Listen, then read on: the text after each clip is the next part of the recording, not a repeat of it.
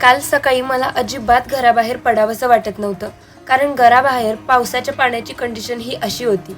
पण अकॅडमीला तर जावंच लागणार होतं, कारण मुलांच्या एक्झाम्स सुरू आहेत. मॉर्निंग बॅचचे लेक्चर्स घेऊन 10ला रिटर्न आलो, तरी कंटिन्यू पाऊस आणि पाण्याचा फ्लो चालूच होता. सकाळी वेळ झाल्यानं काही खाल्लं नव्हतं, त्यामुळे आल्या आल्या नाश्ता केला. या वातावरणामुळं माझी आणि बबडीची तब्येत पण बिघडली आहे. त्यामुळे दीदीने गरमागरम चिकनचं सूप आणि पेन तेलाची चपाती व मच्छी बनवली होती.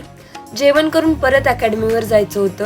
दुपारपर्यंत पाण्याचा फ्लो थोडासा कमी झाला होता आणि सगळ्यांच्या स्कूलला सुट्टी असल्याने आज सगळे लेक्चर्स आम्ही लवकर ठेवलेले, जेणेकरून सर्वांनाच पावसाआधी लवकर घरी जाता येईल.